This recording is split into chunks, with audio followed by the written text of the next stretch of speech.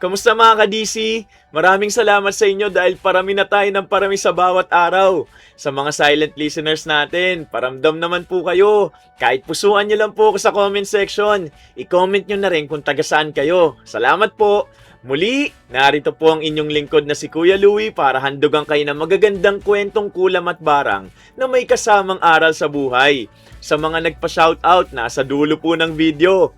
Palambing naman po na paki-like, comment, share at subscribe sa channel natin ha. Malaking tulong kasi yan para mas mapalago pa ito. Sa nagdaang story natin, si Tarzan ng anime na The Legend of Tarzan ang sinampol ko. Ang galing nyo ha.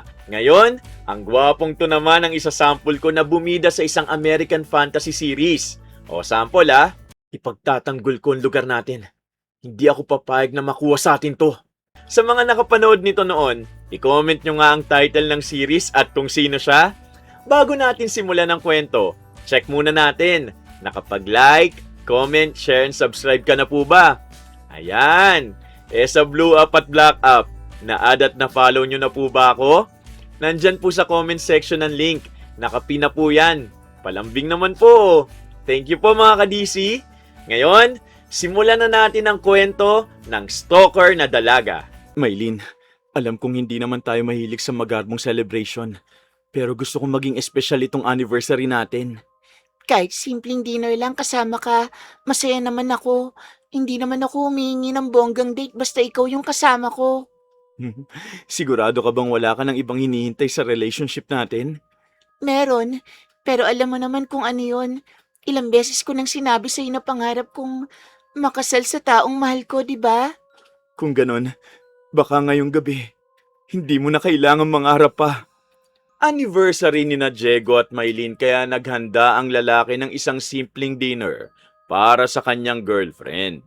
Hindi alam ni Maylin na balak na palang mag-propose ni Diego dahil ilang linggo na nitong pinag-iisipan kung paano niya gagawing espesyal ang gabing yun. Nang matapos silang kumain, inilabas ni Diego ang isang maliit na kahon at lumuhod sa harap niya. Hindi na nakapagsalita agad si Maylin nang makita ang singsing dahil matagal na niyang hinihintay ang sandaling yun.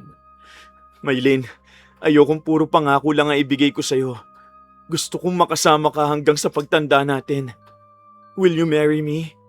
Diego, alam mo naman kung gaano ko katagal inintay na marinig yan mula sa'yo. Kaya gusto ko malaman kung papayag ka maging asawa ko. Oo, sino ba ako para tumanggi? Oo, ang sagot ko. Salamat. Pangako, gagawin ko ang lahat para maging maayos ang buhay nating dalawa. Matapos tanggapin ni Maylin ang proposal, pinag-usapan nila ang mga susunod nilang plano. Hindi pa nila alam kung kailan eksaktong gaganapin ang kasal. Subalit pareho silang excited na magsimula ng paghahanda. Habang pauwi, paulit-ulit na tinitingnan ni Maylin ang engagement ring sa daliri niya. Para sa kanya, isa yun sa pinakamasayang gabing naranasan niya kasama si Diego. Kinabukasan, maagang nagising si Maylin para pumasok sa trabaho.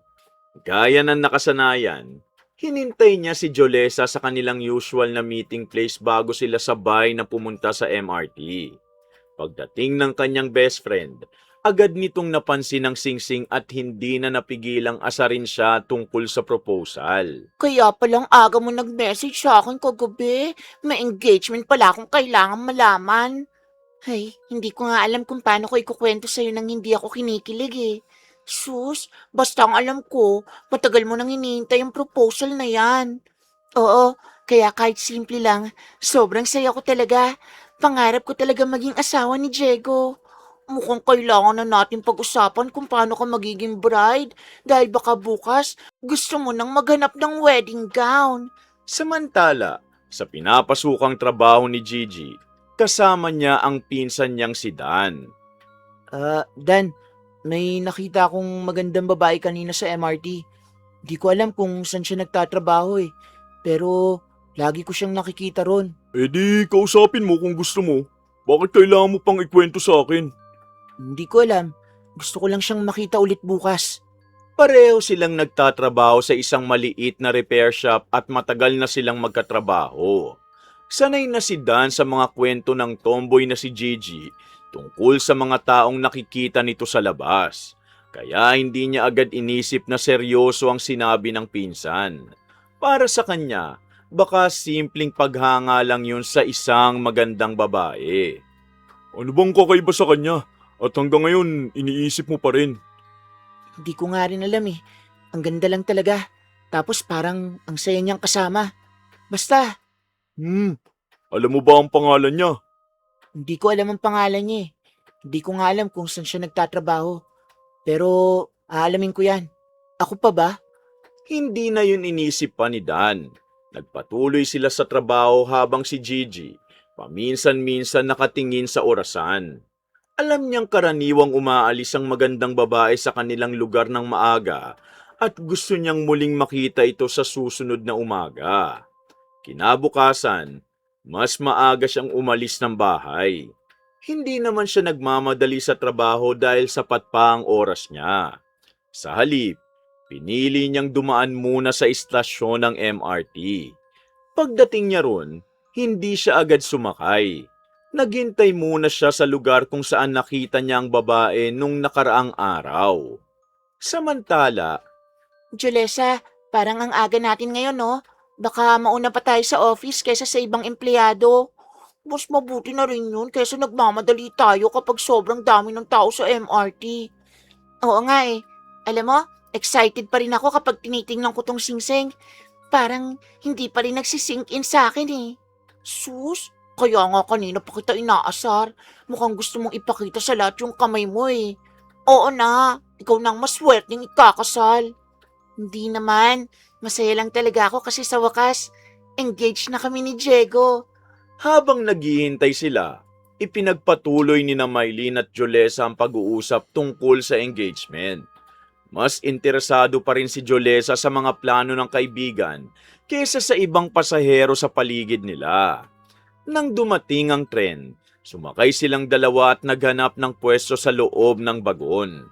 Patuloy nilang pinag-usapan ang magiging kasal, mula sa posibleng petsa hanggang sa simpleng plano para sa reception. Hindi nila napapansin ang iba pang pasaherong nakasakay sa parehong tren.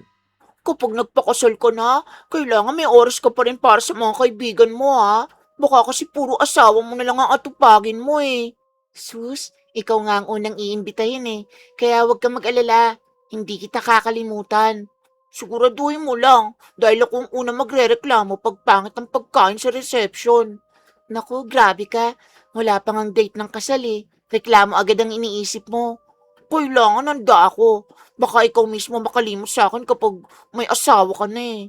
Natawa ang dalawa habang nagpapatuloy sa biyahe. Nang makarating sila sa kanilang istasyon, sabay silang bumaba at dumiretso sa trabaho. Wala nang ibang naging mahalagang pangyayari sa kanilang biyahe at pareho silang naging abala pagdating sa opisina. Samantala, nakabalik na rin mula sa MRT si Gigi bago siya dumiretso sa pinapasukang repair shop kasama ang pinsan niyang si Dan. Oh, bakit parang mas maaga kang dumating ngayon? Hindi ka naman ganito kaaga pumapasok dati ah. Maaga akong umalis ngayon eh. Gusto ko kasing sumakay sa unang tren para makita ko ulit yung babae. Naku, lakas ng tama mo, Gigi! Inilapag ni Gigi ang dala niyang gamit at nagsimula ng tumulong kay Dan sa trabaho. Hindi na itinanggi ng tomboy ang sinabi ng pinsan dahil alam niyang totoo naman. Hindi pa niya alam ang pangalan ng babae. Subalit gusto niyang makita itong muli kinabukasan. Nagpatuloy silang magtrabaho habang paminsan-minsan na pag-uusapan ni na Gigi ang babaeng nakikita niya tuwing umaga. Uy, Gigi, napansin kong mas interesado ka na talaga sa babaeng yun ah. Curious na tuloy ako. Ay, hindi ko nga rin alam kung bakit eh. Parang gusto ko lang siyang makilala ng maayos. Pero kung gusto mong makilala, bakit hindi mo subukang kausapin kapag may pagkakataon? Hindi pa ngayon. Baka matakot siya sa akin eh kapag bigla akong lumapit. Hindi naman niya ako kilala. Sa bagay, anong balak mo? Patingin-tingin na lang. Hindi agad sumagot si Gigi. Ipinagpatuloy niya ang ginagawa sa repair shop habang iniisip kung paano niya mas makikilala ang babae. Ilang araw niya na itong nakikita sa umaga. Ngunit hanggang sa MRT lamang ang alam niya tungkol dito. Gusto niyang malaman kung saan ito nagtatrabaho at kung ano ang ginagawa nito pagkatapos ng biyahe. Hindi niya sinabi agad kay Dan ang naiisip niya dahil alam niyang pagsasabihan na naman siya nito. Siguro, aalamin ko muna kung saan siya pumupunta pagkatapos bumaba ng MRT. Ay naku, Gigi, huwag mo sabihin na balak mo sundan siya pagkatapos ng biyahe. Hindi ko naman siya lalapitan eh. Gusto ko lang malaman kung saan siya nagtatrabaho. Pareho lang yun kung palagi mo siyang susundan ng hindi niya alam. Dan, gusto ko lang magkaroon ng idea tungkol sa buhay niya. Wala naman akong balak na masama eh. Napatingin si Dan sa pinsan niya at hindi agad nakasagot. Hindi niya gusto ang sinabi ng tomboy na si Gigi. Ngunit hindi rin niya gustong gawing malaking problema ang bagay na hindi pa naman nauuwi sa direktang pananakit o pakikialam. Gayunpaman, malinaw na sa kanya na hindi na lamang simpleng paghanga ang nararamdaman ni Gigi. Gusto na nitong makakuha ng impormasyon tungkol sa babaeng hindi pa nito nakakausap. Nang sumunod na araw, Maylin, mamaya lunch tayo sa labas ha. Ayoko munang kumain sa pantry ngayon eh. O sige, total kailangan ko rin bumili ng ilang gamit bago tayo bumalik sa trabaho. Okay, at pagkatapos ng lunch, ikwento mo sa akin kung may napili ka ng wedding theme ha. Wala pa nga eh, sobrang aga mo naman magplano para sa kasal ko. Siyempre, first time ko maging maid of honor eh. lumabas sina Maylin at Jolesa ng building ng oras ng kanilang lunch break. Habang naglalakad sila papunta sa isang maliit na restaurant malapit sa kanilang opisina, nagpatuloy ang usapan nila tungkol sa engagement. Hindi nila napansin na may isang taong nasa kabilang bahagi ng sidewalk na ilang metro lamang ang layo. Sinadya ni Gigi na sundan sina Maylin at Jolesa matapos niyang makita kung saan nagtatrabaho ang dalaga. Nanatili siya ilang kilometro ang distansya habang naglalakad ang dalawa papunta sa restaurant. Oy, di ba yan yung tomboy na lagi natin nakakasabay sa MRT tuwing umaga? Oo nga no, siya nga yata. Parang lagi ko na rin siyang nakikita nito mga nakaraan. Ang dami talaga natin kasabay araw-araw, kaya siguro pamilyar na rin ang mukha niya sa atin. Baka pareho lang talaga tayo ng oras ng pasok sa trabaho. Baka nga, tara na, baka maubusan tayo ng mauupuan kapag nagtagal pa tayo rito. Nagpatuloy sa paglalakad sina Maylin at Jolesa nang hindi na iniisip si Gigi. Hindi rin nila napansin na bahagyang bumagal ang lakad nito habang sinusundan ng tingin ng dalawa. Nang makapasok sila sa restaurant, naiwan si Gigi sa labas. Hindi niya sinubukang pumasok o lumapit. Sa halip, narinig na lamang niya ang pangalan ni Maylin nang tawagin siya ni Jolesa habang papasok sila. Makalipas ang ilang minuto, bumalik si Gigi sa repair shop. Nadatnan niya si Dan na nag-aayos ng isang motorsiklo. Hindi pa niya naibababa ang dala niyang gamit nang agad niyang ikwento ang narinig niya. Dan, nalaman ko na ang pangalan ng babae sa MRT. Maylin pala. Ang ganda pakinggan ng pangalan niya. Bagay na bagay sa kanya eh. Ayan, sa wakas may pangalan na yung babaeng ilang araw mo nang kinikwento sa akin. Narinig ko mismo kanina eh. Tinawag siya nung kasama niya habang papasok sila sa restaurant. Pangalan pa lang yan ha, pero parang sobrang saya mo na. Wala eh.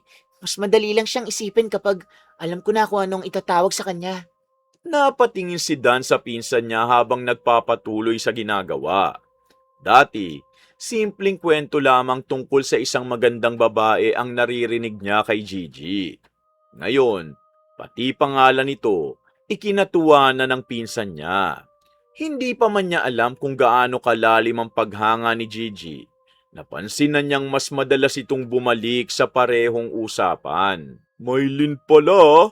At least hindi mo na siya tatawaging magandang babae sa tuwing nagkukwento ka. Mas gusto ko yung pangalan niya kaysa sa basta tawagin siyang babae. Pero hanggang pangalan lang muna, Gigi. Huwag mong gawing dahilan yan para pakialaman mo na ang buhay niya. Alam ko, wala naman akong balak manggulo. Gusto ko lang malaman ang pangalan niya. Sana maalala mo rin na may sarili siyang buhay. At hindi mo kailangang alamin lahat tungkol dun. Oo naman. Pero, ang saya lang pala kapag alam mo na ang pangalan ng taong gusto mo laging nakikita. Hindi na nagpatuloy si Dan sa pangungulit dahil alam niyang wala ring mangyayari kung pagsasabihan niya agad ang pinsan. Ipinagpatuloy nila ang trabaho. Subalit paminsan-minsan, nababanggit pa rin ni Gigi ang pangalan ni Maylin. Samantala, wala namang alam si Maylin tungkol sa nangyayari sa labas ng restaurant. Para sa kanya, isa lamang si Gigi sa mga pamilyar na pasaherong nakakasabay nila tuwing umaga. Sa panig naman ni Gigi, may isang bagong detalye na siyang hawak tungkol sa babaeng matagal niya nang hinahangaan. Uy, Gigi! Ilang araw na kita nakikitang maagang umaalis ah. Huwag mo sabihin na pupunta ka ulit sa building ni Maylin. Gusto ko lang malaman kung anong oras siya pumapasok at lumalabas. Hindi mo ba napapansin na parang trabaho ng ginagawa mo sa kakamasid sa kanya araw-araw? Hindi naman. May oras naman ako nagtatrabaho eh. Kapag wala akong ginagawa, saka ko lang siya pinupuntahan. Kahit anong paliwanag mo, Gigi, hindi na normal na kabisado mo pati oras ng isang taong hindi mo kaibigan. Ilang araw matapos malaman ni Gigi ang pangalan at workplace ni Maylin, naging bahagi na ng routine niya ang pagpunta sa paligid ng building ito. Maaga siyang umaalis bago ang trabaho at pumupwesto sa isang coffee shop sa tapat ng gusali. Mula roon, tanaw niya ang entrance. Hindi siya lumalapit kay Maylin at hindi rin niya ipinapakilala ang sarili. Sa maliit niyang notebook, isinusulat niya ang oras ng pagdating at paglabas nito. 6:45 nang dumating siya kanina. Mas maaga kaysa kahapon ng halos 10 minuto. Talagang sinusulat mo pa ang oras? Gigi, bakit kailangan mong tandaan ang bawat galaw niya? Siyempre, para alam ko kung kailan ko siya makikita. Minsan kasi, hindi pareho ang oras niya eh. At kapag alam mo na ang buong schedule niya, ano naman ang gagawin mo sa impormasyong yun? Wala naman. Gusto ko lang maging pamilyar sa routine niya. Masaya akong alam ko kung kailan siya nandyan. Hindi mo kailangan malaman lahat ng routine niya para maging pamilyar ka sa isang tao, pinsan. Hindi na nakipagtalo si Gigi. Para sa kanya, wala namang masama sa pagsusulat ng mga oras na napapansin niya. Habang nagtatrabaho sila, patuloy niyang tinitignan ang notebook na nakalagay sa tabi ng kanyang mga gamit. May oras ng pagdating ni Maylin, oras ng lunch break at oras ng pag-uwi nito. Hindi pa kumpleto ang mga detalye dahil may ilang araw na hindi niya nakikita ang dalaga. Subalit unti-unti niya itong nabubuo. Kinabukasan, muli siyang pumunta sa coffee shop bago pumasok. Nakita niyang dumating si Maylin kasama si Jolesa at pumasok sa building. Nang sumapit ang tanghali, lumabas ang dalawang babae at pumunta sa isang restaurant. Hindi sila sinundan ni Gigi. Nanatili lamang siya sa kanyang pwesto at tiningnan kung gaano katagal bago bumalik ang dalawa sa opisina. Pagsapit ng hapon, muling binuksan ni Gigi ang kanyang notebook. Lunch nila 12:15. Bumalik sila halos 1:00. Siguro, ganun talaga ang oras nila kapag walang ibang ginagawa. Naku, pati lunch break niya alam mo na ngayon? Gigi, di ka ba natatakot sa sarili mong ginagawa? Bakit naman? Wala naman akong ginagawa masama ah. Hindi ko siya hinahawakan o kaya kinakausap. Hindi lang naman ang mga sinabi mong yun ang pwedeng maging mali. Minsan, mali rin kapag masyado kang nakikialam. Hindi ako nakikialam ah. Tinitingnan ko lang siya mula malayo at inaalam kung anong routine niya. Pagkatapos ng trabaho, umuwi si Gigi na dala pa rin ang notebook. Bago siya matulog, inayos niya ang mga isinulat niya at idinagdag ang oras ng pagdating ni Maylin ng araw na yon. Sa kabilang banda, wala namang ideya si Maylin na may taong nagtatala ng kanyang mga oras. Para sa kanya, karaniwang araw lang ang lumipas at pareho pa rin ang naging trabaho niya. Subalit para kay Gigi, bawat araw na nakikita niya si Maylin, may bagong detalye na maaari niyang idagdag sa kanyang listahan. Maylin, sumama ako sa baba mamaya Gutom na ako, ayoko naman puro biskwit ang kainin natin dito.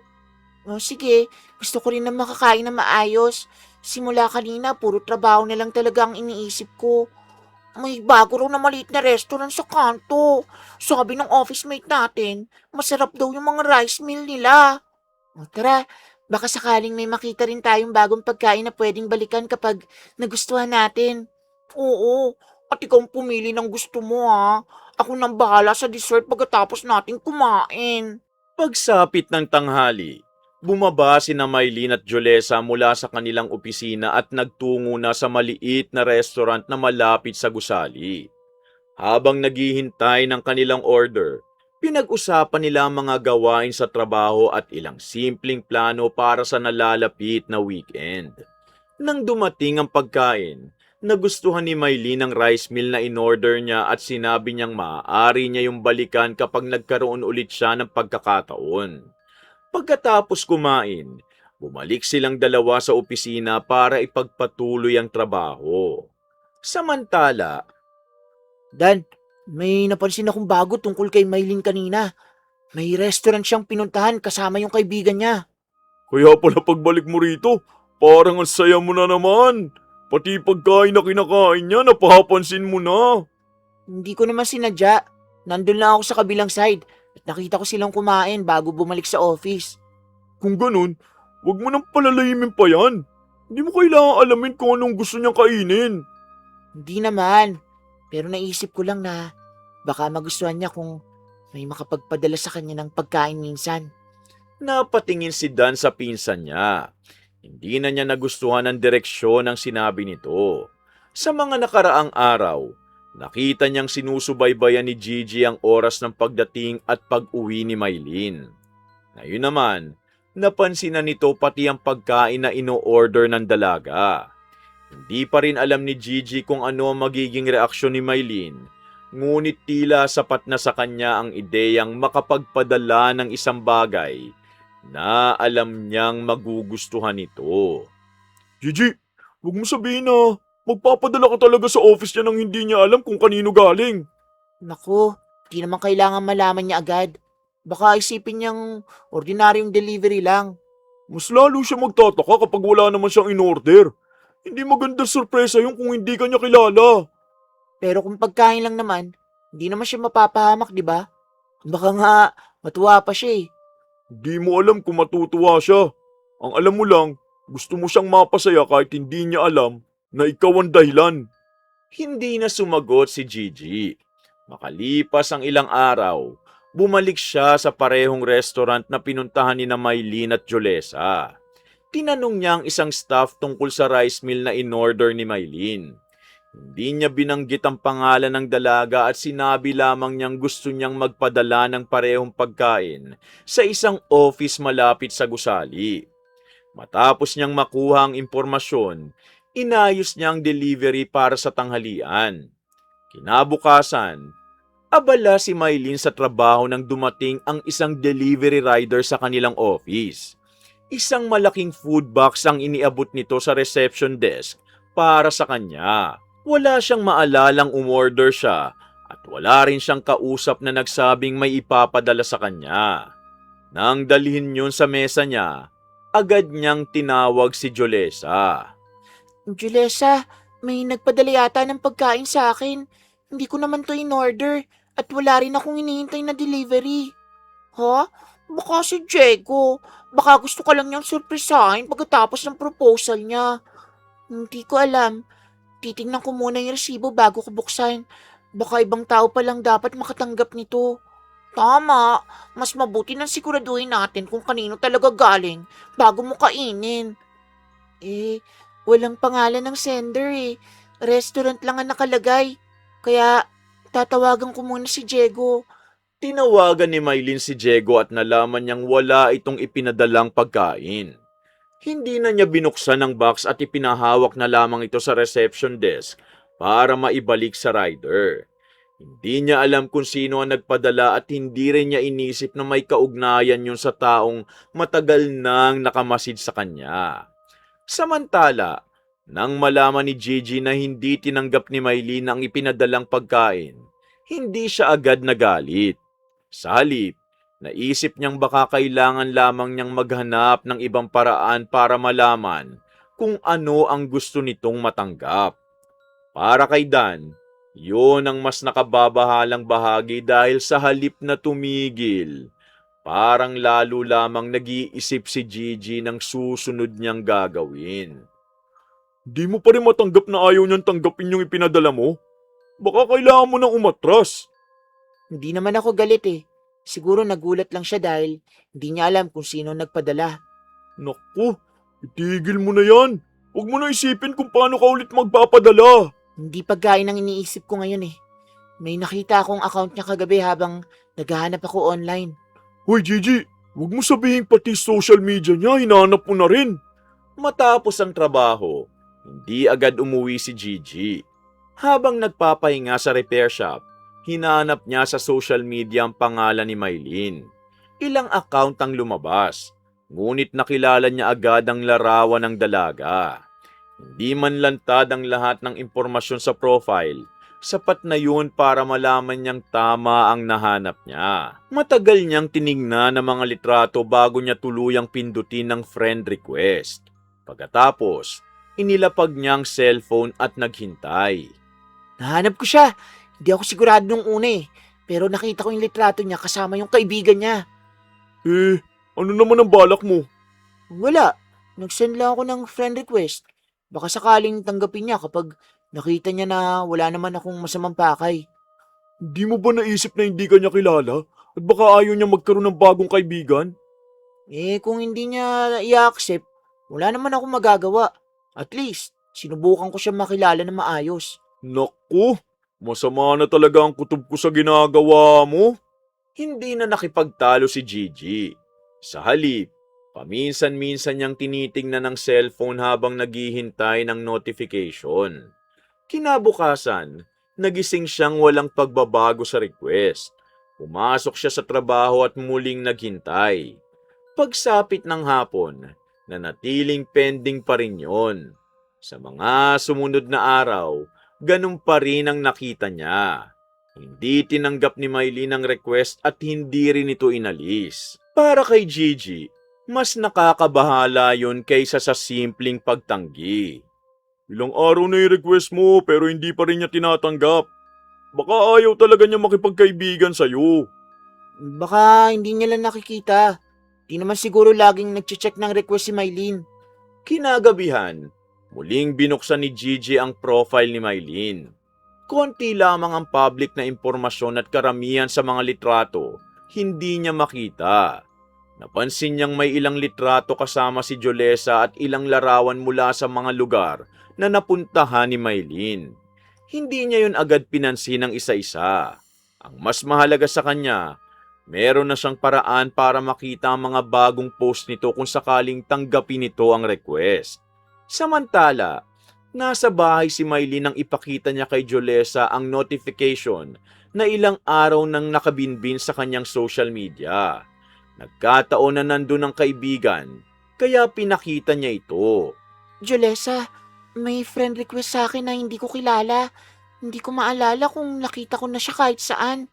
Huwag mong tanggapin kung hindi mo talaga kilala. Wala namang mawawala kung mananatili siyang pending. Oo nga, ang dami kasing nagpapadala ng request ngayon eh. Kaya hindi ko na rin pinapansin. Mas mabuti nang maingat ka. Lalo na kapag wala kang idea kung sino talaga yung tao, no? Kinabukasan, nanatiling pending ang friend request ni Gigi. Hindi niya ito inalis at hindi rin niya ipinadala muli. Sa halip, mas lalo niyang pinansin ang kaunting impormasyong nakikita niya sa profile ni Maylin. Para kay Dan, malinaw na hindi na basta lumilipas ang interes ng pinsan niya. Habang hindi siya tinatanggap ni Maylin, mas lalo namang naghahanap si Gigi ng iba pang paraan para makakuha ng impormasyon tungkol sa dalaga. Nang mga sumunod na araw, Maylin, tara na. Baka maabutan na naman tayo ng rush hour kapag nagtagal pa tayo rito. Sandali lang, kukunin ko muna yung gamit ko. Ayoko talagang sumabay sa sobrang daming tao eh. Kaya nga dapat umalis na tayo. May gusto pa akong bilhin bago tayo sumakay ng MRT. Sige, samahan na kita. Total, wala naman ako ibang gagawin pagkatapos ng trabaho. Tara na, bago pa tayo maubusan ng oras at mapilitan tayo maghintay na matagal sa station. Pagkatapos ng trabaho, sabay na lumabas sina Mylene at Jolesa sa building. Habang naglalakad sila papunta sa maliit na tindahan sa kabilang kalsada, biglang napatingin si Jolesa sa may waiting shed. May isang tomboy na nakatayo roon at tila may hinihintay.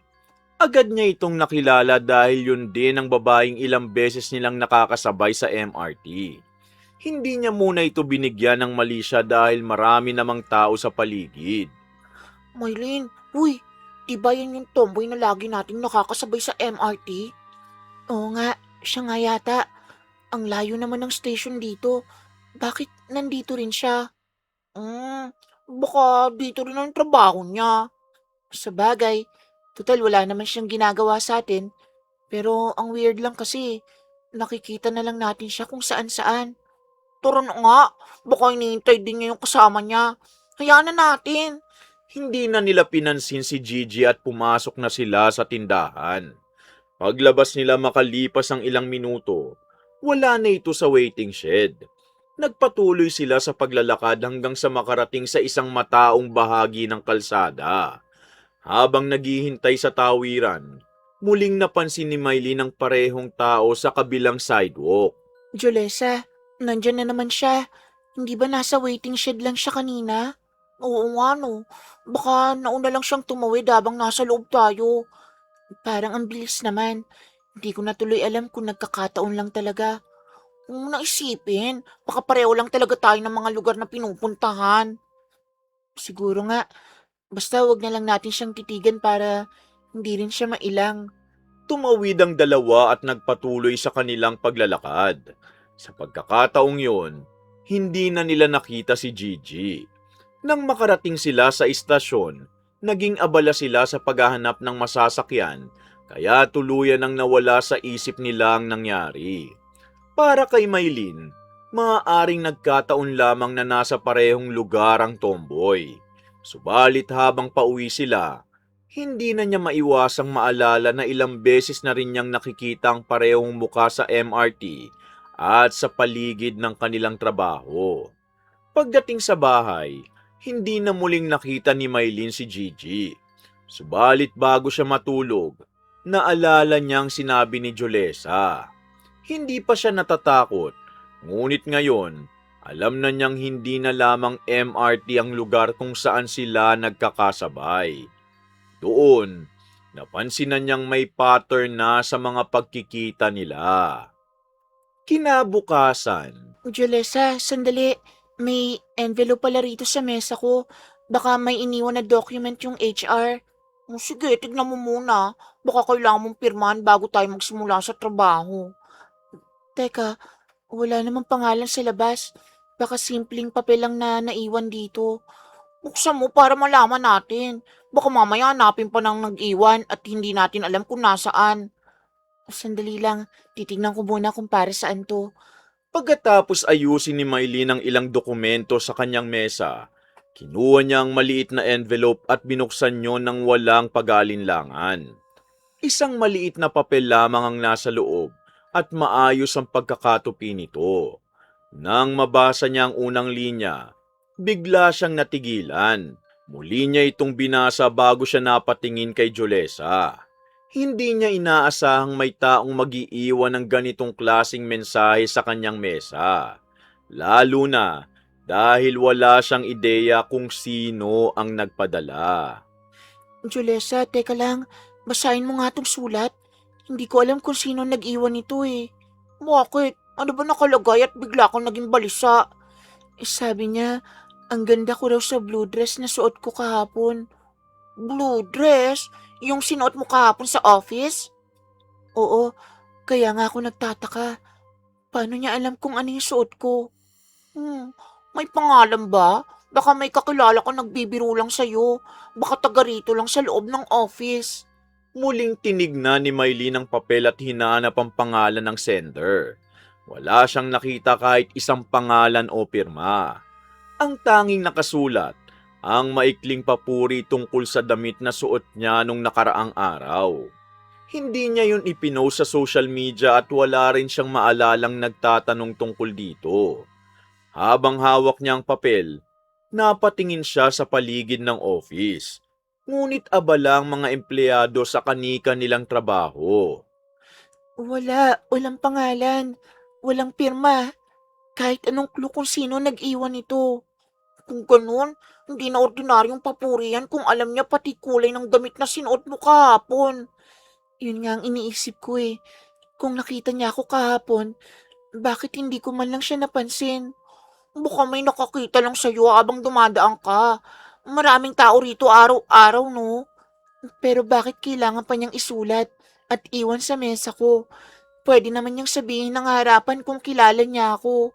Hindi agad nakasagot si Jolesa. Kinuha niya ang papel at muling binasa ang mensahe. Wala namang tahasang pagbabanta roon. Subalit parehong nilang napansin na may isang bagay na hindi nila maipaliwanag. Alam ng sender ang damit ni Maylin kahit hindi niya yun pinakita online. Hindi rin nila alam kung kailan inilagay ang envelope dahil ilang oras nang abala si Maylin sa mga gawain bago niya ito napansin. Ay, itatago ko na lang muna. Hindi ko talaga alam kung sinong nag-iwan ito sa mesa ko eh. Ako rin, ang weird lang kasi. Alam niya yung suot mo kahapon. Hindi ko rin ipipilit na mga ka-office mate natin yan dahil karamihan dito, mga bakla no. Saka yung mga lalaki puro na may asawa. Yun talagang hindi ko maintindihan. Parang napansin niya ako nang hindi ko man lang napansin na nandyan siya. Baka may nakakita lang talaga sa'yo habang naglalakad tayo kahapon. Pero nakakailang pa rin yung sulat. Inilagay ni Maylin ang papel sa loob ng drawer at tinago ito sa ilalim ng ilang dokumento. Sinubukan niyang bumalik sa trabaho. Subalit paminsan-minsan, napapatingin siya sa drawer. Hindi pa niya iniisip na may taong sumusunod sa kanya. Ang malinaw lamang sa kanya, may nakakita sa kanya nung nakaraang araw at sapat ang atensyon nito para maalala ang kulay ng damit niya. Nang oras ng uwian, dumating si Diego para sunduin siya. Habang naglalakad sila papunta sa sasakyan, napansin nitong mas tahimik si Maylin kaysa karaniwan. Hindi muna niya ito pinilit magsalita hanggang sa kusa nitong ikwento ang nangyari. May nangyari ba sa office? Kanina ka pa tahimik at parang may iniisip kang hindi mo masabi sa akin. May nag-iwan ng note sa mesa ko. Hindi ko kilala pero alam niya yung suot kong damit kahapon. Paano niya nalaman yun? May pangalan ba o kahit anong clue kung sino ang nagpadala? Wala. Kaya lalo ako nagtataka. Itinago ko yung note para hindi mawala kung sakaling maulit pa. Ang weird mahal. Kapag may sumunod pang ganito, sabihin mo na agad sa akin Tumango si Maylin at isinara ang pinto ng sasakyan. Hindi pa niya alam kung sino ang nagpadala ng sulat. Subalit hindi na niya kayang ituring yun bilang simpleng papuri lang. Naisip niyang may isang taong nagmamasid sa kanya ng mas maingat kesa sa inaakala niya. Lumipas ang ilang oras. Julessa, saan tayo kakain? Ayoko munang bumalik agad sa office pagkatapos nitong nangyari kanina. May restaurant doon sa kabilang kanto, tahimik doon, at malapit lang naman sa building natin. O sige, gusto ko muna magpahinga kahit sandali, bago tayo bumalik sa trabaho. Tara, at huwag mo munang isipin yung note. Baka lalo ka lang ma-stress kung paulit-ulit mong iisipin yun eh. Pero, hindi ko alam kung bakit hanggang ngayon talaga inaalala ko kung sino yung nakakita sa akin kahapon. Pumunta sina Maylin at Jolesa sa isang restaurant na ilang minuto lamang ang lakad mula sa kanilang opisina.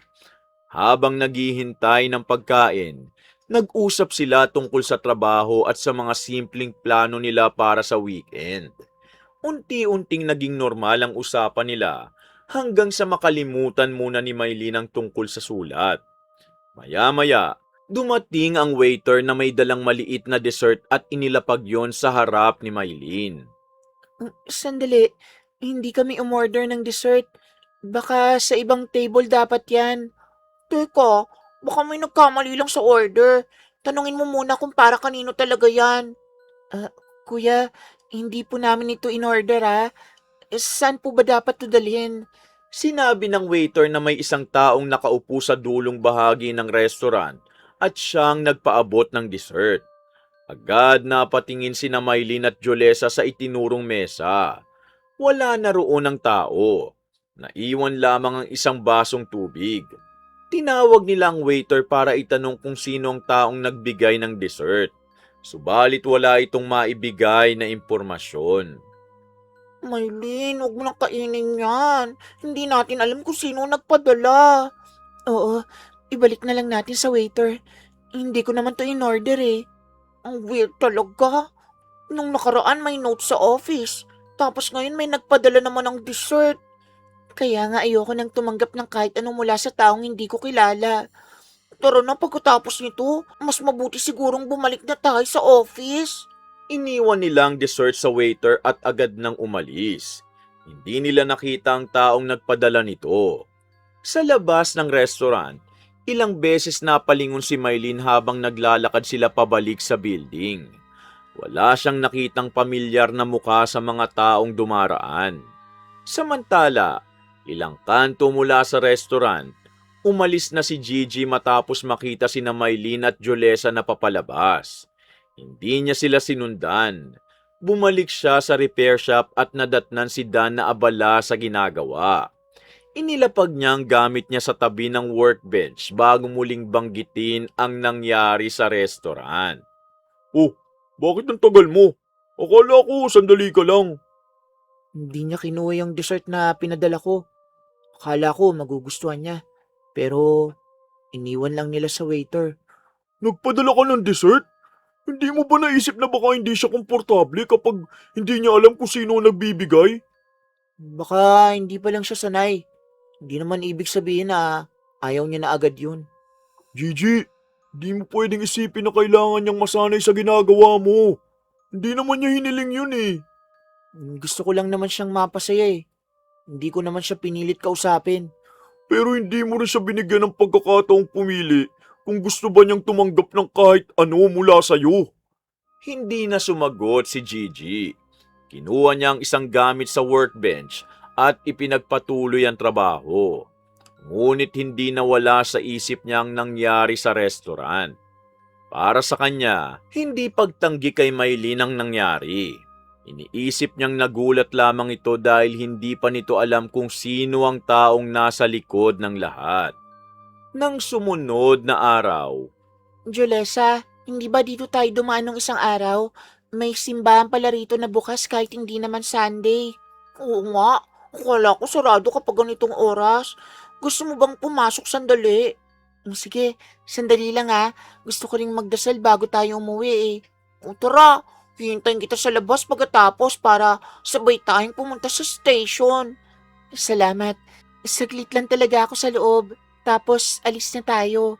pagkatapos ng trabaho, napadaan nga sina Maylin at Jolesa sa isang maliit na simbahan habang papunta sa MRT.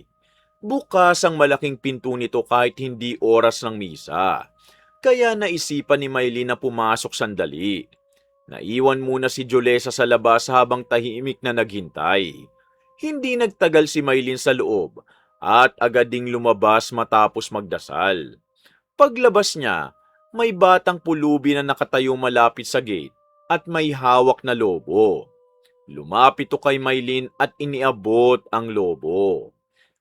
Para sa akin? Bakit? Wala naman akong kilala rito na magbibigay sa akin ng lobo. May nagpapabigay po niyan sa inyo. Nandun lang po siya kanina Sino? Nasaan siya? Kilala mo ba yung nagbigay? Hindi ko po alam ang pangalan niya Basta sinabi niya na ibigay ko raw ito sa magandang ate. Saan siya pumunta? Ituro mo nga sa akin kung nasaan. Itinaas ng bata ang kamay at itinuro ang kabilang bahagi ng kalsada. Agad na patingin doon si Maylin.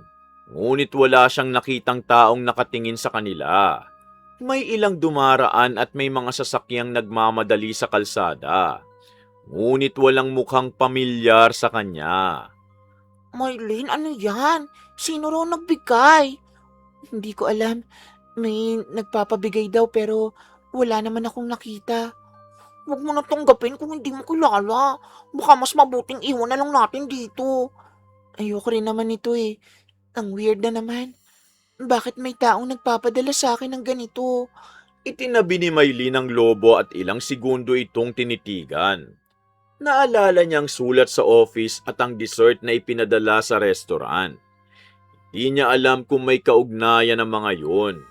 Subalit lalo siyang nainis dahil pati ang simpleng pagpunta niya sa simbahan, may nangyaring hindi niya inaasahan. Julessa, ayoko nang dalhin to.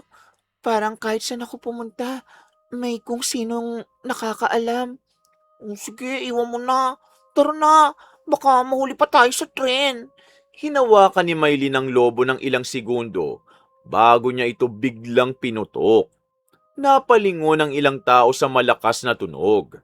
Pagkatapos, itinapon niya ang piraso ng goma sa basurahan at sumabay kay Jolesa papunta sa station. Sa kabilang bahagi ng kalsada, nakatayo si Gigi sa likod ng isang poste. Nakita niya ang buong pangyayari. Hindi niya narinig ang usapan ng dalawa, ngunit malinaw niyang nakita kung paano pinutok ni Maylin ang lobo na ipinadala niya. Matagal siyang nakatingin sa direksyong nilakaran ng dalaga bago siya tuluyang umalis. Kinagabihan, isang maliit na papel ang maingat na isinuksok sa gate ng bahay ni Maylin. May nakasulat doon na, "Baby, hindi mo ba nagustuhan yung kulay ng lobo? Sorry na." Diego, may nakita akong note sa gate pag uwi ko. Hindi ko alam kung sino ang nag-iwan nito. Ano nakalagay? Huwag mong hawakan ng sobra, baka may fingerprint o ibang makuhang clue. Pareho yung sulat kamay sa note na natanggap ko sa office eh. Pero mas nakakainis yung tawag niya sa akin. Anong tawag niya sa'yo? Baby, hindi ko naman kilala yung taong to. Pero parang feeling niya may relasyon kami. Pagkatapos mapansin ni Maylin ang note sa gate, agad niyang tinawagan si Diego at hinintay itong dumating. Hindi na niya itinago ang papel sa drawer tulad ng ginawa niya sa unang sulat. Inilagay niya ito sa isang malinis na plastic bago nila muling basahin ang mensahe. Lalong hindi komportable si Diego nang makita niyang pareho ang sulat kamay at paraan ng pagkakasulat. Simula ngayon, hindi na pwedeng mag-isa ka laging uwi ah. Susunduin at ihahatid na kita hanggat hindi natin alam kung sino to. Hindi ko naman gustong umabot sa ganito. Dati akala ko simpleng pagpapadala lang. Hindi na simpleng pagpapadala to. Alam na niya kung saan ka nagtatrabaho eh. At ngayon alam na rin niya kung saan ka nakatira. Natatakot ako, Diego. Hindi ko alam kung gaano na siya katagal na sumusunod sa akin. Huwag ka mag-alala, hindi kita pababayaan. Pero kailangan na nating seryosohin to bago pa siya gumawa ng mas malala. Kinabukasan, sinundo ni Diego si Maylin bago ito pumasok sa trabaho. Hindi na ito pinayagang maglakad umalis kahit pa si Jolesa ang kasama nito. Sa buong araw, nanatili si Diego sa pakikipag-ugnayan sa kanya at nagpasya ring siya ang sasama sa pag-uwi. Samantala, sa repair shop, napansin ni Dan na ibang kilos ni Gigi matapos ang nangyari sa lobo. Gigi, bakit hindi ka na naman mapakali? Kanina ka pa pabalik-balik dito ah. Pinutok niya yung lobo na pinadala ko eh. Di man lang niya sinubukan tingnan kung sino ang nagbigay. Kaya dapat maintindihan mo na ayaw niya yung ginagawa mo. Hindi mo pwedeng pilitin ng isang taong ayaw sa atensyon mo. Di niya ako kilala, Dan. Kapag nalaman niya kung sino ako, maiintindihan niya rin kung gaano ko siya kagustong mapasaya. Hindi mo alam kung anong gusto niya. Ikaw lang gumagawa ng kwento sa isip mo tungkol sa inyong dalawa. Hindi sumagot si Gigi. Sa halip, kinuha niya ang cellphone at tinignan ang litrato ni Maylin na nakita niya online. Ilang segundo niya itong tinitigan bago niya ibinaba ang telepono. Para sa kanya, hindi ang pagtanggi ni Maylin ang pinakamalaking problema.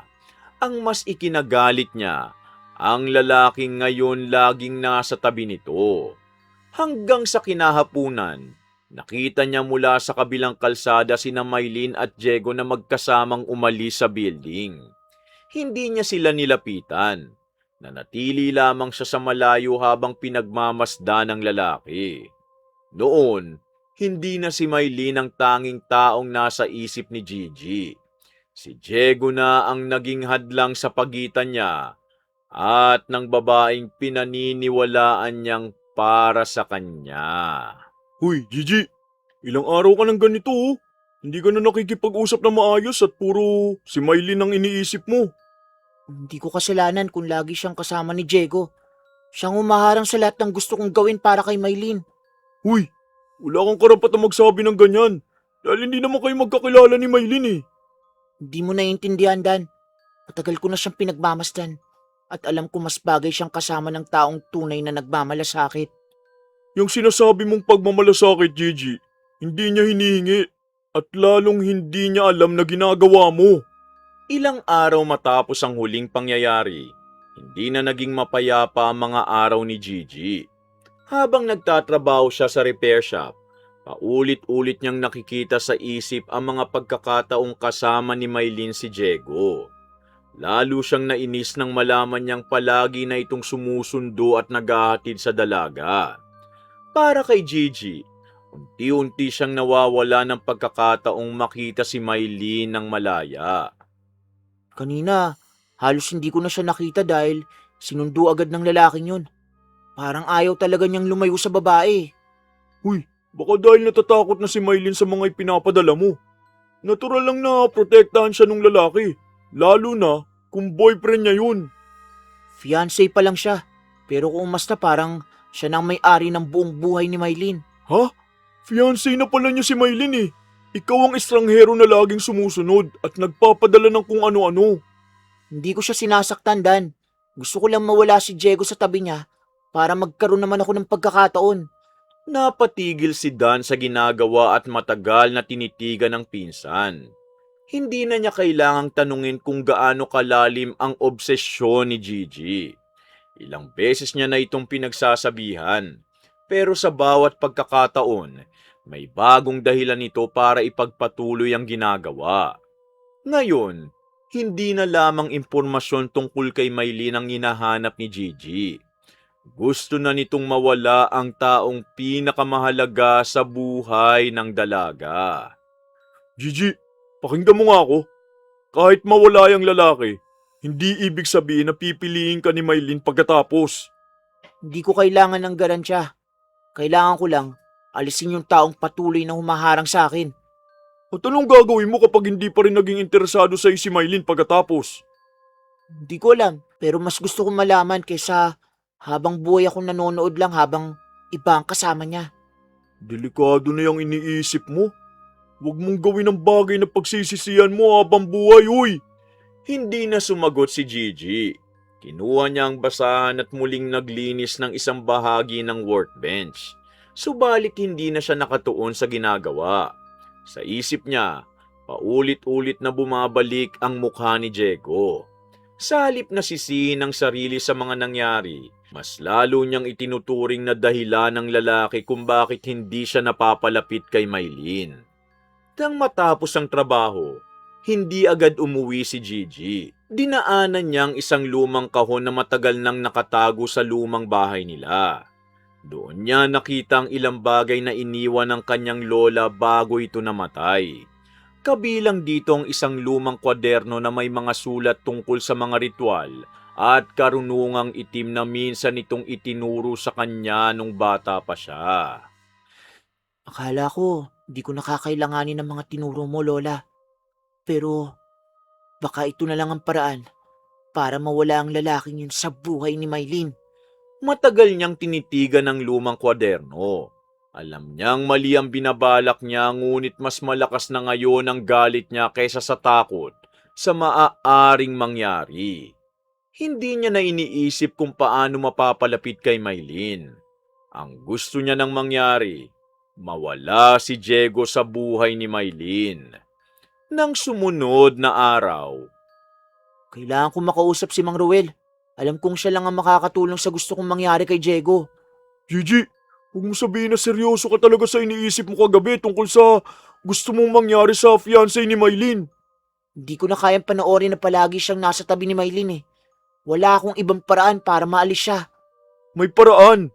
Lumayo ka kay Maylin at itigil mo na lahat ng ginagawa mo. Hindi mo kailangan sirain ang buhay ng ibang tao. Hindi ko kayang gawin yun, Dan. Kung kailangan kong humingi ng tulong kay Mang Ruel, gagawin ko para tuluyan ng mawala ang lalaking yun. Kinahapunan, matapos ang trabaho, hindi na umuwi si Gigi. Dinala niya ang lumang kwaderno ng kanyang lola at nagpunta sa isang maliit na bahay sa dulong bahagi ng barangay. Doon nakatira si Mang Ruel, isang matandang lalaki na matagal nang kilala ng pamilya ni Gigi. Bata pa lamang siya nang minsang dalin siya roon ng kanyang lola. Subalit matagal niya nang hindi nakikita ang matanda. Gigi, ikaw ba yan? Matagal na kitang hindi nakikita. Bakit mo dala ang lumang kwaderno ng lola mo? Kailangan ko po ng tulong, Mang Ruel. May gusto akong ipagawa at alam kong hindi niyo ako tutulungan kung hindi seryoso ang dahilan ko. Kung tungkol na naman ito sa karunungang itinuro ng lola mo, ay mas mabuting umuwi ka na habang kaya mo pang magbago ng isip. Gusto ko ipabarang yung mapapangasawa ng babaeng gusto ko. Gusto kong mawala siya sa buhay ni Maylin bago pa tuluyang masira ang pagkakataon kong mapalapit sa kanya. Hindi mo mahal ang babaeng yun kung handa mong pahirapan ng taong mahal niya para lamang makuha ang gusto mo. Napatingin si Gigi sa matanda, ngunit hindi siya umatras. Ibinaba niya sa mesa ang lumang kwaderno at binuksan ito sa mga pahinang may sulat ng kanyang lola. Hindi niya hinawakan ng anumang bagay na nasa loob ng bahay. Gusto lamang niyang ipakita kay Mang Ruel na alam niyang may mga bagay na maaaring gamitin laban sa isang tao. Alam kong mali, pero hindi ko na iniisip kung tama o mali. Gusto ko lang mawala ang lalaking yun. Kapag may nangyari sa kanya, hindi ibig sabihin na mapupunta sa iyo ang babae. Maaari pa niyang higit na kamuhian ka kapag nalaman niya ang ginawa mo. Hindi niya kailangan malaman. Kapag wala na yung lalaki, saka ko siya aalagaan at ipapakita kung gaano ko siya kamahal. Yan ang problema mo, Gigi. Gumagawa ka na ng buhay para sa inyong dalawa, kahit hindi naman niya piniling maging bahagi nito. Mang Ruel, sabihin niyo na lang kung kaya niyo. Hindi na ako atras hanggang hindi niyo ako tinutulungan. May mga bagay na hindi dapat ginagamit dahil lang sa selos at obsesyon. Kapag pinilit mo ito, may kapalit ang gagawin mo.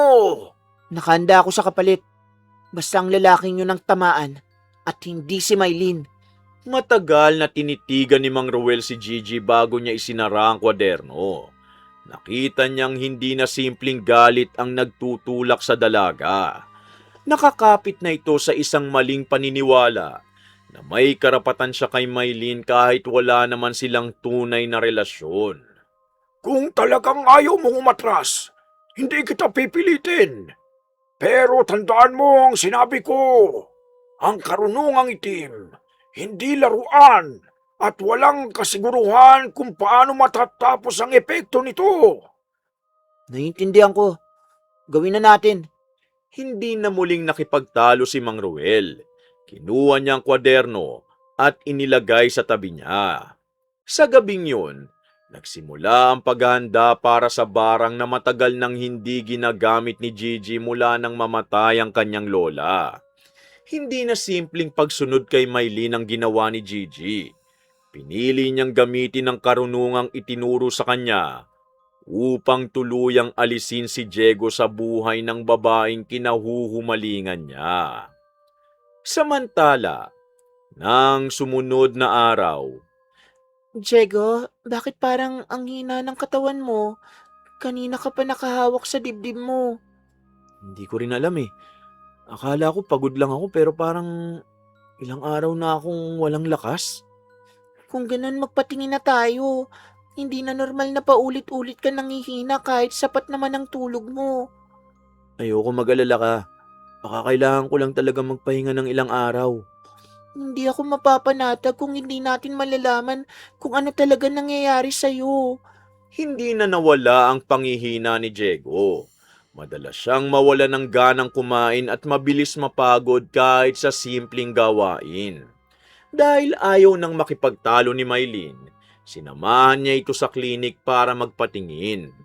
Wala namang nakitang malinaw na dahilan sa unang pagsusuri, kaya pinayuhan siyang magpahinga at bumalik kung magpapatuloy ang mga sintomas. Sabi naman ng doktor, baka kailangan ko lang magpahinga.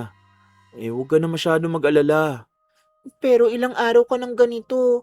Hindi naman dati ganyan kabilis maubos ang lakas mo. Ako rin naman nagtataka. Parang may mali sa katawan ko pero di ko maipaliwanag kung ano eh. Kung hindi ka gagaling, babalik tayo. Ayokong hintayin pang lumala bago tayo gumawa ng paraan. Sige, susundin ko. Pero samahan mo lang ako dahil mas kampante ako kapag nandito ka. Kinagabihan, mas lalong nangihina si Diego. Hindi na niya natapos ang hapunan at maaga siyang nahiga. Ilang beses siyang nagising dahil sa matinding pananakit ng katawan na hindi niya maipaliwanag. Kinaumagahan, halos hindi na siya makatayo ng maayos kaya muling nagpasya si Maylin na dalhin siya sa ospital. Diego, hindi na ito simpleng pagod. Kahapon nakakalakad ka pa ng maayos. Ngayon kailangan ka ng alalayan. Alam ko, di ko rin maintindihan kung bakit biglang ganito ang katawan ko eh. Huwag ka na magmatigas. Pupunta tayo ngayon sa doktor. At hindi na ako makikipagtalo tungkol dito. Sige, ikaw nang bahala. Basta huwag ka matakot. Lalaban ako rito. Sa ospital, muling isinailalim si Diego sa ilang pagsusuri. Wala pa ring malinaw na dahilan kung bakit patuloy na bumabagsak ang kanyang kondisyon. Habang naghihintay si Maylin sa tabi niya, hindi niya maiwasang maalala ang mga sulat at regalong natanggap niya mula sa hindi kilalang tao. Hindi niya pa rin alam kung may kaugnayan yun sa nangyayari kay Diego. Samantala, sa bahay ni Gigi, tahimik siyang nakaupo matapos ang ginawa ni Mang Ruel. Hindi siya masaya sa nangyayari kay Diego dahil sa awa, kundi dahil iniisip niyang sa wakas, may nangyari na sa lalaking itinuturing niyang hadlang. Unti-unti na siyang mawawala sa tabi ni Maylin.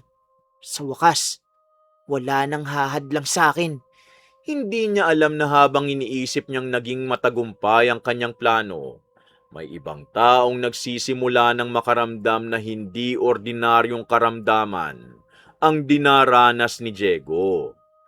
Dok, bakit hindi pa rin gumagaling si Diego kahit ilang beses na siyang nasuri? Sa mga resulta niya, wala akong nakikitang sapat na dahilan para ganito kabilis bumagsak ang kondisyon niya. Pero lalo siyang nanghihina araw-araw. Hindi na nga siya makakilos ng maayos nang walang umaalalay eh. Kung hindi nagbabago ang kondisyon niya, mas mabuting obserbahan muna siya ng mas matagal. May iba pa po ba kaming pwedeng gawin? Ayokong umuwi kami nang wala pa ring malinaw na sagot. Lumipas ang isa pang araw ngunit hindi pa rin bumubuti ang kalagayan ni Diego. Sa halip na lumakas pagkatapos ng mga gamot at pahinga, lalo pa siyang nanghina. Hindi na rin niya maubos ang pagkain at madalas siyang nakahiga dahil mabilis siyang mapagod. Dahil wala pa ring malinaw na resulta mula sa mga pagsusuri, nagpa siyang doktor na ipagpatuloy muna ang pag-oobserba sa kanya. Maylin, huwag ka nang manatili rito buong araw. Umuwi ka muna at magpahinga. Hindi kita iiwan dito. Kung ikaw ang nasa kalagayan ko, alam kong hindi mo rin ako iiwan. Ayoko makita kang pagod dahil sa akin. Simula na mangyari tong lahat, halos wala ka ng pahinga eh. Mas gusto ko mapagod kaysa umuwi nang hindi ko alam kung anong nangyayari sa'yo. Habang nag-uusap sila, dumating ang isang kamag-anak ni Diego na nagdala ng ilang gamit mula sa bahay. Nang malaman nitong wala pa ring maayos na paliwanag ang mga doktor, Naalala nito ang tiyuhin ni Diego na nakatira sa probinsya at kilala sa paggamit ng mga halamang gamot at tradisyonal na paraan ng panggagamot. Sino yung tiyuhin mong sinasabi nila? Hindi mo pa sa akin nababanggit na may ganun kang kamag-anak ah. Si Tito Ramon, matagal na siyang nakatira sa probinsya. Marami siyang ginagamot doon, lalo na yung mga sakit na hindi madaling maipaliwanag. Sa tingin mo, makakatulong siya sa kalagayan mo? Hindi ko alam eh. Pero kung wala pa ring makita ang mga doktor, baka pwede nating subukan. Kung ganun, gusto ko makausap siya. Ayokong manatili tayo naghihintay habang lalo kang nanghihina. Hindi na nagtagal ang pamilya ni Diego bago nagpasya. Kailangan muna siyang ilabas sa ospital dahil wala pa ring malinaw na diagnosis. At mas gusto nilang dalin siya sa probinsya upang makita ng kanyang tiyuhin. Kinausap nila ang doktor at inayos ang mga kailangang gawin bago bumiyahe. Samantala, sa bahay ni Gigi, hindi na mapakalisida nang makita niyang patuloy na sinusundan ng pinsan niya ang mga balita tungkol kay Diego. Gigi, alam mo bang pwedeng lumala ang ginawa mo? Hindi mo na alam kung saan nahantong yan. Hindi ako natatakot. Ang mahalaga, unti-unti nang nawawala si Diego sa tabi ni Mylene. E paano kung may mangyari sa kanya na hindi mo kayang kontrolin? Mangyayari ang dapat mangyari.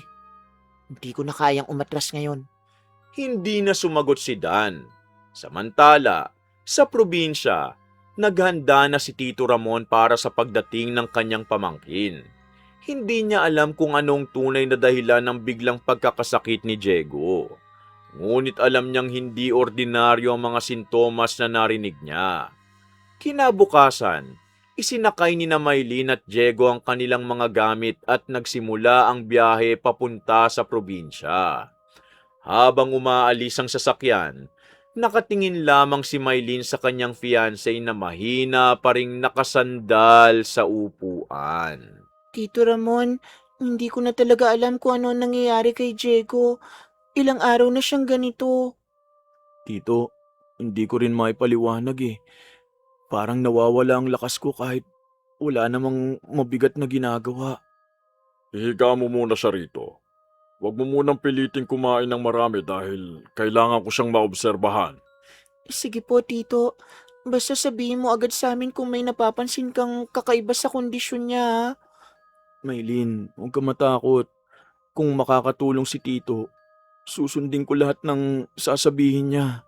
Pagdating ni na Maylin at Diego sa probinsya, agad silang sinalubong ni Ramon sa kanilang lumang bahay. Hindi na niya hinintay na makapagpahinga ng matagal si Diego dahil napansin niyang hirap itong maglakad at halos wala ng lakas sa katawan.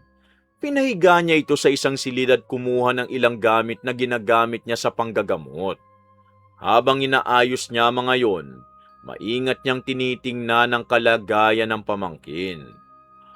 Diego, kailan nagsimula ang matinding panghihina mo at may napansin ka bang kakaiba bago nito? Unti-unti lang nung una. Akala ko pagod lang eh. Pero bigla na lang sumakit buong katawan ko nitong mga nakaraan, Tito. Nagpa-check up na po siya ng ilang beses, Tito. Wala raw silang makita na malinaw na dahilan. May iba ka bang nararamdaman bukod sa panghihina?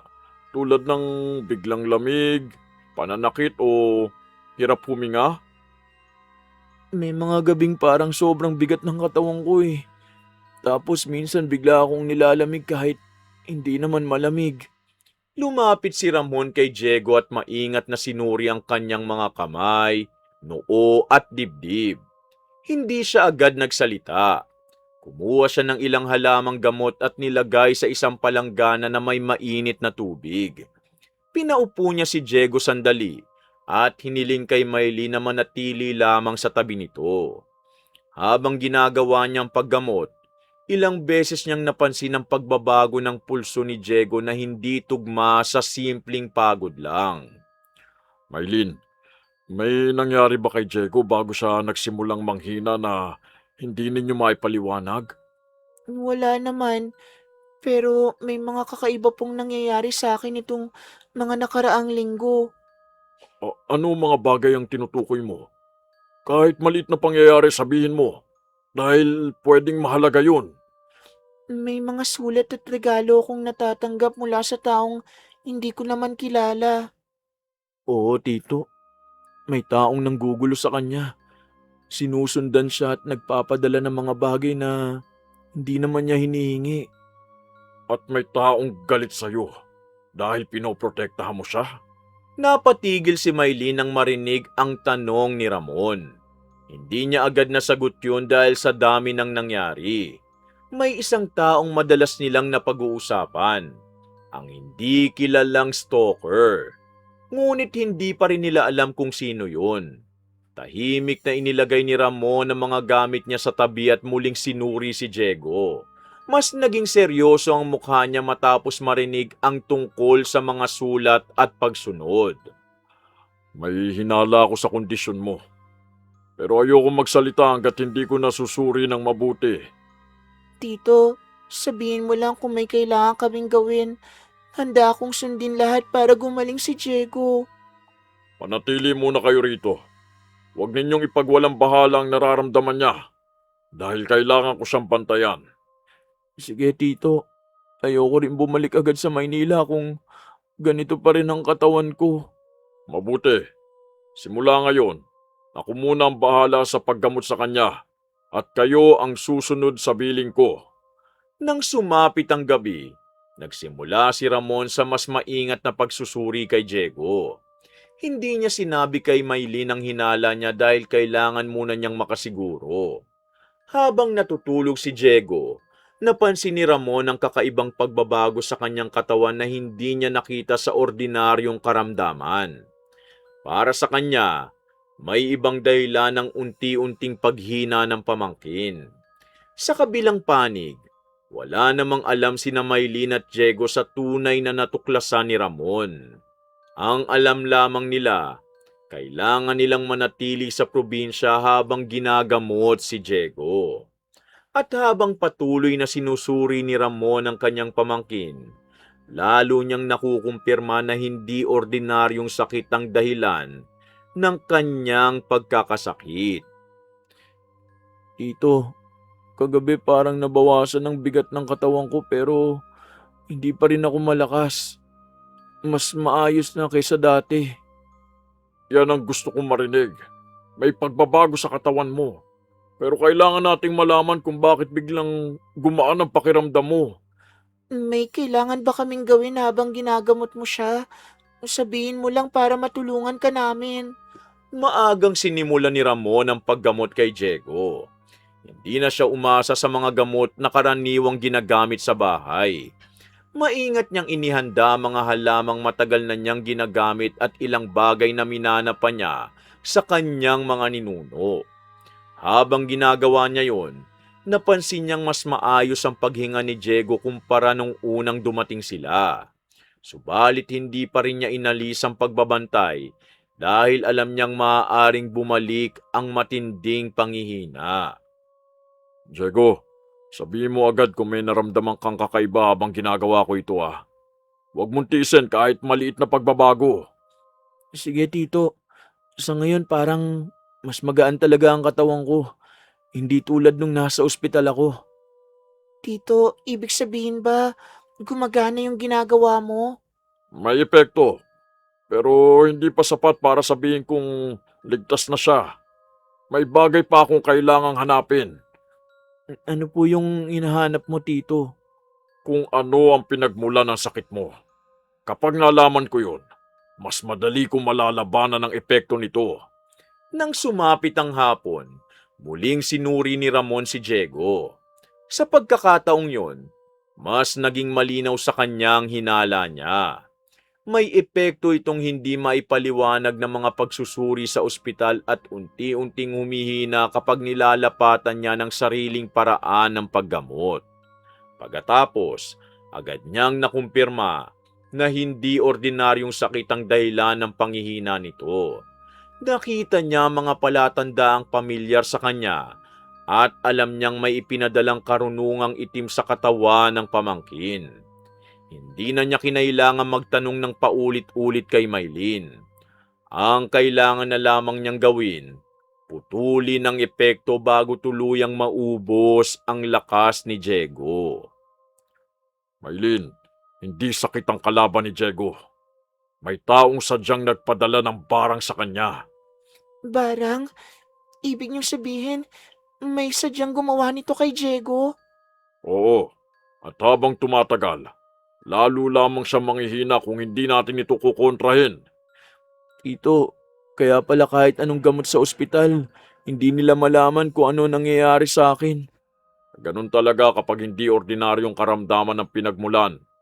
Pero huwag kayong matakot. Hindi ko hahayaang lumala pa ito. Ano po ang kailangan nating gawin para gumaling siya?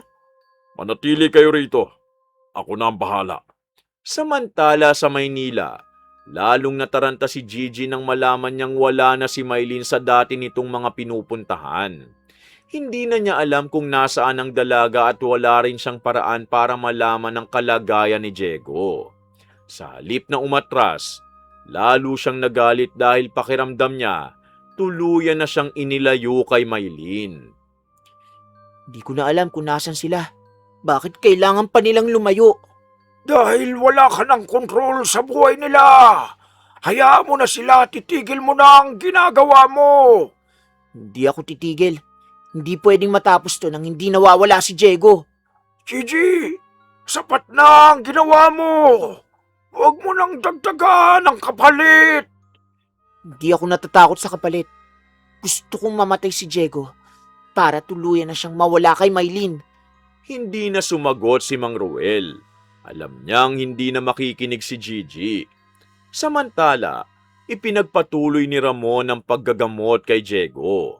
Unti-unti nitong nabawi ang lakas na ilang araw nang nawawala, ngunit hindi pa alam ni Gigi na habang ipinipilit niyang tapusin ang buhay ni Diego, ang barang na ipinadala niya, unti-unti nang kumakalas sa katawan ng kanyang biktima. Tito Ramon, parang mas maayos na talaga siya ngayon. Kanina kaya niya nang umupo nang hindi nanghihina. May magandang pagbabago sa katawan niya. Ipagpatuloy lang natin ang ginagawa natin at huwag muna siyang pagurin. Tito, parang bumabalik na talaga yung lakas ko. Hindi na katulad ng mga nakaraang araw na halos hindi ako makatayo. Salamat naman. Ilang araw na akong natatakot na baka lalo ka pang lumala. Maganda ang takbo ng paggamot. Pero kailangan pa rin natin siyang bantayan hanggang tuluyang mawala ang epekto. Sa mga sumunod na oras, lalo pang bumuti ang kalagayan ni Diego. Nakakakain na siya ng kaunti at nakakalakad na rin ng hindi kailangang alalayan palagi. Hindi na rin bumalik ang matinding pananakit ng katawan na ilang araw niyang tiniis. Para kay Maylin, malaking ginhawa yon matapos ang sunod-sunod na araw ng pangamba. Samantala, sa Maynila, hindi ganon ang nangyayari kay Gigi. Dan, bakit parang biglang nanghihina yung katawan ko? Kanina pa ako nahihilo at parang wala akong lakas. Umupo ka muna. Baka hindi ka lang kumain ng maayos buong araw eh. Kumain naman ako, pero parang may kung ano nangyayari sa katawan ko. Ang sakit ng mga braso at binti ko. Naku, magpatingin ka. Huwag mo ipagsawalang bahala kung hindi ka talaga okay. Hindi ako pwede magpatingin ngayon. Kailangan ko malaman kung nasan si Maylin at kung ano na nangyayari sa Diego na yun. Gigi, sarili mo muna ang isipin mo. Di mo na nga alam kung nasan sila eh. Tapos pati katawan mo pinipilit mong baliwalain. Hindi na nakasagot si Gigi. Bumalik siya sa bahay ng mas maaga kaysa karaniwan. Habang naglalakad, ilang beses siyang napapahawak sa katawan dahil sa biglang pananakit. Pagdating niya sa loob, napansin niyang lalo siyang nangihina. Hindi niya alam kung bakit.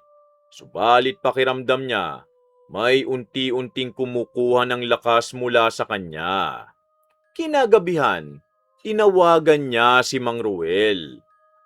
Mang Ruel, ano ba nangyayari sa akin? Pareho nang nararamdaman ko yung mga sinabi niyong pwedeng maranasan kapag may bumalik na epekto.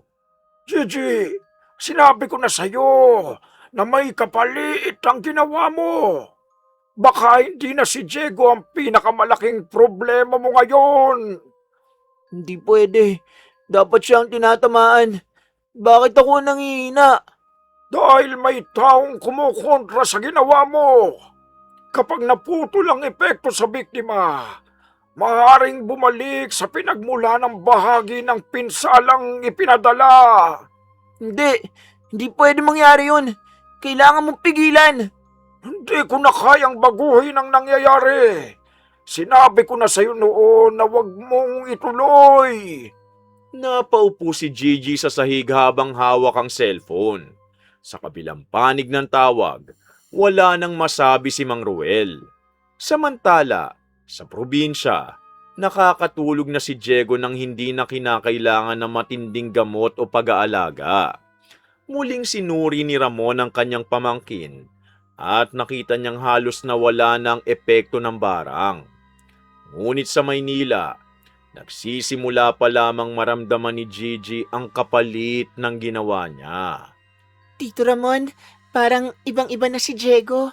Nakakakain na siya at kaya na niyang maglakad ng mag-isa. Tuluyan ang huminang epekto sa kanya. Kailangan lang niyang magpahinga para tuluyang bumalik ang dati niyang lakas. Tito, salamat ah. Hindi ko alam kung anong gagawin namin kung hindi kami pumunta rito. Huwag niyo nang isipin yon. Ang mahalaga, tapos na ang pinagdaanan niyo. Hindi ko makakalimutan ang tulong mo, Tito. Akala ko talaga mawawala sa akin si Diego. Pagkaraan ng ilang araw, tuluyan nang bumalik ang lakas ni Diego. Nakakakilos na siya ng maayos at hindi na bumalik ang mga sintomas na ilang linggo niyang tiniis. Bago sila bumalik sa Maynila, kinausap sila ni Ramon at pinayuhan silang mag-ingat. Hindi pa rin niya sinabi kung sino ang gumawa ng barang dahil hindi niya yun alam. Ngunit alam niyang natapos na ang epekto nito kay Diego. Samantala, tuluyang bumagsak ang katawan ni Gigi. Ilang araw siyang hindi makakain ng maayos at halos hindi na makatayo. Dinala siya sa ospital, ngunit walang nakitang malinaw na pisikal na dahilan para sa biglaang panghina nito. Kasabay ng pagkakasakit niya, lalong lumala ang kanyang obsesyon kay Maylin. Nasaan si Maylin? Kailangan ko siya makita. Sabihin niyo na sa kanya na hinahanap ko siya. Gigi, hindi ka na maayos. Kailangan mo magpagamot at tanggapin na ayaw niya magkaroon ng anumang relasyon sa'yo. Hindi mo naiintindihan. Mahal niya ako. Hindi lang niya alam dahil inilayo siya ni Diego sa akin. Hindi yan pagmamahal, Gigi. Ikaw lang ang naniniwala sa bagay na wala naman sa totoong buhay. Dahil sa lumalalang kalagayan ni Gigi at sa mga sinasabi nito tungkol kay Maylin, dinala siya sa isang psychiatric facility upang mabigyan ng tamang pangangalaga. Lumipas ang mga buwan, walang dumating na sulat, bulaklak, o pagkain kay Maylin. Bumalik ang tahimik niyang buhay kasama si Diego at ipinagpatuloy nila ang paghahanda para sa kanilang kasal. Samantala, sa loob ng pasilidad, unti-unting nagsimulang maintindihan ni Gigi ang mga nangyari. Wala na siyang paraan para makita si Maylin. Wala ring sino mang magbibigay sa kanya ng balita tungkol dito. Isang araw, tahimik siyang nakaupo habang hawak ang lumang kwaderno ng kanyang lola. Hindi niya naisip kung paano niya makukuha ang atensyon ni Maylin. Naisip niya kung gaano kalaking takot ang idinulot niya sa babaeng sinasabi niyang mahal niya. Doon niya napagtanto ang pinakamahalagang aral, na hindi pagmamahal ang pag-aangkin sa taong hindi naman pumipili sa iyo. Hindi pagmamahal ang pagsunod, panghihimasok sa buhay, pananakot, o pananakit sa mga taong mahalaga sa kanya. Kapag ang paghanga naging obsesyon, hindi lamang ibang tao ang sinisira mo, kundi pati na ang sarili mong buhay. Wakas! wakas.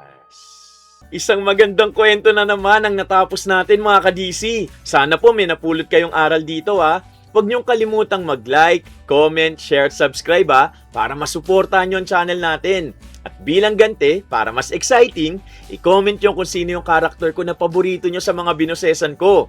Ito po sila sa mga anime. Sa mga K-drama at Tagalized films naman, i-search nyo na lang po ang pangalan ko para makapili kayo sa kanila.